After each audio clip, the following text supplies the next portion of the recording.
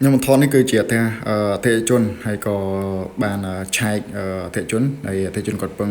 ឲ្យខ្ញុំថតតែគាត់មើលបន្តិចដោយសារគាត់ទិញតែយូរហើយគាត់មានពើធានាមកមើលអញ្ចឹងណាបាទ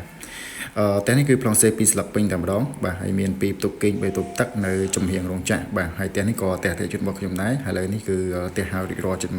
ហើយនៅតែរៀបចំឌីកទីទួយទេគឺបកគោលឲ្យអតិថិជនហើយបាទផ្ទះប្លង់សេពីស្លឹកនេះបាទសម្រាប់ផ្ទះសំណងបានចូល50%នេះគឺអតិថិជនគាត់ទិញទាំងពីរដំបូងគឺទិញពងដីយើងពងបុកគ្រឹះបាទអញ្ចឹងដល់គាត់វិសាគាត់មានពើអត់មានពើវេលារវល់កាំងងារអញ្ចឹងគាត់ពឹងឲ្យខ្ញុំជួយតាមដានផ្ទះគាត់ផងហើយអញ្ចឹងមកថតផ្សាយគាត់បន្តិចបាទតែនេះគឺបងមើលឆៃមើលសំណងបងឃើញសំណងគឺយើងរងមមតាមស្តង់ដារតែម្ដងបាទហើយតម្លៃគាត់ទិញបងដាច់ត្រឹមតែ30000ជាងទេបាទតែហ្នឹងក៏ទិញបងដាច់ត្រឹម30000ជាងទេបាទឲ្យលុយខ្ញុំព្រៀបដងកក់លុយទាំងកាត់យប់តែម្ដងបាទគាត់ចាំដល់ស្អែកអីទៀតទេបាទចរចាត្រូវគាត់កក់លុយទាំងយប់ហើយជាកក់ទាំងម៉ោង10យប់បាទតែហ្នឹងអញ្ចឹង